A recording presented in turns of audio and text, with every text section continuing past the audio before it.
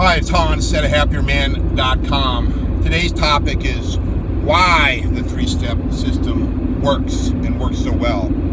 Well, again, the three-step system, you can find it on my website at happierman.com. I've got some articles about it, got videos about it, have a PDF if you subscribe to my newsletter, kind of summarizing it. But basically, it's one is to get your mind right. Two, the second step is to take action, and three, the third step is to rest, heal, recharge, and grow. So the order is important. You want to get your mind right first, not start taking action until your mind is right. A lot of us go wrong because we start taking action before we get our mind right. And getting your mind right is the thinking part. It's the reflecting part, it's the planning part, it's the getting things down on paper part, it's setting your goals, your mission statements, your action steps. That's what the first step is, getting your mind right, getting in the right frame of mind, not the wrong frame of mind, before you start taking action. See, a lot of us, we get kind of caught taking a lot of action. We take action that others say we should take. We don't spend enough time getting our mind right, and then we start taking actions, and then it turns out that a lot of these actions that we're taking is all inappropriate. It's wrong for us. It doesn't make sense for us. It puts us farther behind, because now, once you finally figure out that all this action you've been taking is wrong, now you gotta take other actions to undo those actions, right? Let's say your action is getting married. Well, trying to undo a bad marriage is going to take you an enormous amount of time, an enormous amount of effort, enormous financial burden, and you may do that for years of your life and still not work your way out of it. Because if the action is so detrimental, it takes enormous effort to fix it.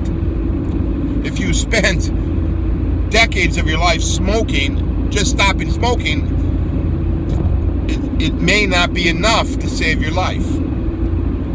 You see what I mean? Because you've been taking the wrong actions for so long, you may not be able to overcome that.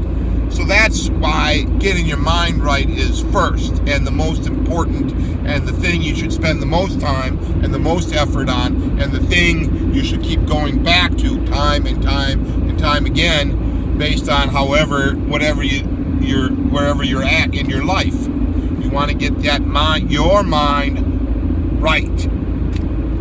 And you start by thinking highly of yourself and that you deserve a good life, and you deserve success, and you deserve to be happy and prosperous and abundant and to have some fun and to have an enjoyable life. That's first, because that's what you need to get firmly in your mind. Now, I see this because I'm convinced that far too many of us don't think that way. We think we don't deserve a good life, that only other people do, only special people do. Well, if you don't think you deserve a good life, certainly you won't put in the effort toward making it so. You're just going to accept whatever gets dumped on you from whoever and whatever, and whatever the world dumps on you, you're going to accept because you don't deserve it. Well, you got to beat that idea out of your head by constantly thinking well of yourself and constantly spending time thinking highly of yourself and what your dreams are and what your goals should be and how you want to live your life and what kind of happiness producing events you want to put in it, what kind of experiences you want to have, what are the types of things you would buy to help make your life better. Don't you see? That's how a successful person goes about living their life, is figure out what would make it better, and then taking the actions based on knowing what the next action should be. An unsuccessful person just lets life happen to them, doesn't spend any time thinking well of themselves, doesn't spend any time making plans for the next day, the next year, the next 10 years. They spend no time on that. They just let other people decide, and decide badly, or let their circumstances push them into one thing or another, and the one thing or another might be really, really bad for you. So that's first, getting your mind right. If you think of it, all the good teachings of the world of the past are based on getting your mind right. If you read the Bible, there's a lot of lessons in there about how to think properly, think well of yourself, and living a good life, and it's in there. Now there's probably stuff in the Bible that you don't agree with. I don't agree with some of it, but let's say some of those lessons are in there. They've been in there to kind of help you improve your life. One of the more famous books is Think and Grow Rich. Well, the big part of Think and Grow Rich is the thinking part. And thinking, making appropriate plans, thinking well of yourself, thinking that you deserve it, setting goals, having dreams, and then working on those things based on how you thought about it. Well, that's the key to the whole book, right? The Law of Attraction in all its various spin-off books is all based on thinking about how you want your life to be, and then once you've got that image of how you want your life to be firmly implanted in your brain and in your mind, and then written down on paper, so you can start making the plans and how you get there. Because that's the first part, because it's the most critical part. See, if you don't do this, if you don't do the mind work, if you don't think highly of yourself, you're going to be just blown all over the place by whoever, and by the world is so big and powerful, it'll just blow you and push you into stuff that aren't appropriate for you, and don't work out for you that well. Now, some may say, well, that's how it's supposed to be, right? The poor are supposed to be poor, the rich are supposed to be rich, the people in charge are supposed to be in charge, the people on the bottom are supposed to be on the bottom. Well, yeah, if you think that's how the world is, that's how it will be for you. I don't think it's how that is, right? I have physically, mentally done all this work to make massive improvements in my life, to be an extremely happy man who's in total charge of his life, who has overcome massive difficulties by the power of the three-step system. And I've spent as much time as necessary and as long as it takes, and dwell on the mind work extensively. And you'll find that you're going to love doing the mind work, because it's not that difficult. Once you start getting in the habit of doing the mind work, you're going to look forward to sitting there quietly thinking and planning and writing out your life how you want it to be, and setting your goals. And you'll find that as you write these things down and think highly of yourself, all these things you want in your life just easily come to you without tremendous effort. Yes, effort. You're going to have to work, and you're going to have to spend effort, and you're going to have to chase around and get sweaty once in a while, and you're going to have to hustle. But it's not nearly as hard as living a substandard life and then suffering through it. When you live a substandard life and you suffer through it, your life is going to be almost torturous in how hard it is and how difficult it is and how much pain and misery you deal with on a daily basis. See, You don't have to live that way. You change it by thinking about how you want your life to be, how easy you want it to be, how you make plenty of money to meet all your needs and have a lot of fun and do whatever you want and buy the kind of stuff you want to buy and go to the places you want to go to and just kind of do your own thing in your own time with what makes sense for you. And you look forward to it because you're doing that now.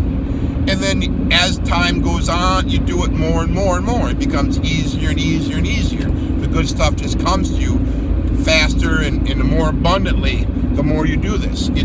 But it's critical that you do the thinking. If you spend all your time in action, you're not going to be able to have any time to do this thinking, which the conspiracy theorist part of me would say that the goal is to keep people busy in so much action that they can't think.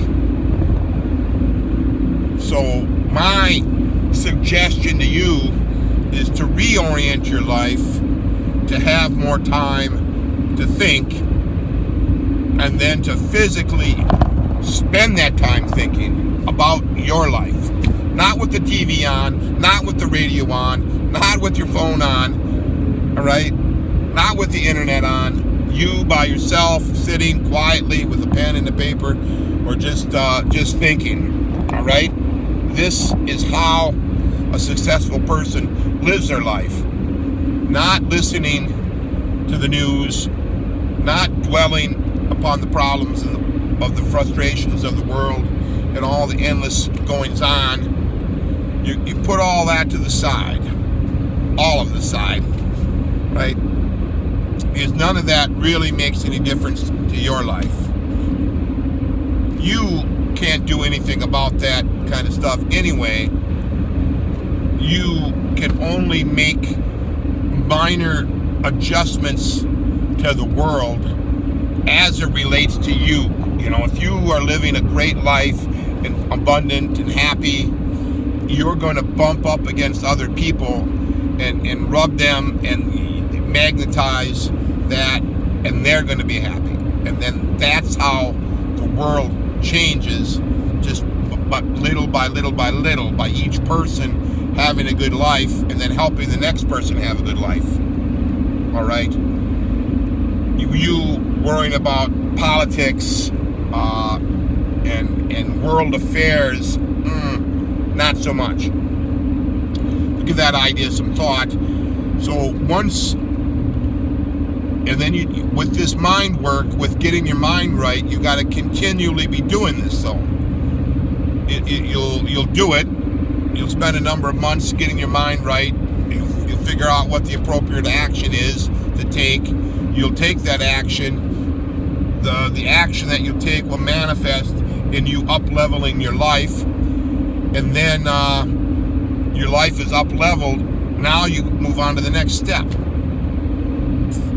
Right? For example, I got a new job about 6 months ago. To get that job, though, it took me many, many months of mind work and effort to get it. Right? But then once I had it, well, now I have to continue to work at the job, but I also have to take the next step. I got to figure out what next to work on. So I know what I work on every day, the job. What do I do in my free time? You see what I mean? Once you use the system to get yourself to up-level your life, then you move on to the next thing. Although, you know, again, it was a 3-step system. So the first step was to think about what I really wanted, and it was a certain job at a certain place in a certain city. And then 2, it was going through all the effort necessary to get that job at the certain place, at the certain type of job in the certain city. And then 3, I have been resting, recharging, and healing from it, because it was an enormous amount of effort to get. tons of action, and frankly, a lot of mental mind work that I needed time to recover from. So the goals I set for myself after I got that were kind of smallish in comparison to that. Not so difficult, more simple, more easy, more soft goals on me, so I could rest, so I had time to rest, heal, and recharge. Well, now I've done that, so now I'm at the point where I feel like I should be working on a higher level goal to help up level my life more, right? So now is the time back to the mind work. What are those, what should the goal be? What do I need in my life to make it better? What kind of action should I be taking to move my life in that manner? You kind of see how this goes, right? The one is the mind, the two is to take the action. You'd like this process, the ideal process is to spend months in the mind work, getting everything figured out and planned out in your mind and on paper, and then you want the actions to, yes, they're probably going to take enormous effort, those actions, but you want the time involved and the effort involved to be less than the mind work. And you'll find, if you've done sufficient mind work, that the effort, yes, and the time involved will be significantly less. That you've got things so well thought out and so well planned, and you know exactly what the actions are. You do take those actions, everything falls into place just like you planned it, and you have it, and you're there. And then once you're there, you have it, now you can rest, you can enjoy it, you can start to recharge and heal from that effort, because even though the effort involved was not as much time and effort as the mind work, it's still probably physically and emotionally demanding. And then when you have physically and emotionally demanding efforts and actions, it's probably going to take you some time and rest to feel better from it. So I give that idea some thought. That's how successful people live their life. That's how they get all the good stuff that you want in your life. That's how they take their life from a low level to a high level, and then how they continue to go even higher. It's very critical for your long-term happiness, for your short-term, for your happiness today, for your prosperity, for the harmony you live in your life, for the peace you live in your life, for the type of relationships you have, and for how much enjoyment and happiness you have. Give that idea some thought. All for now.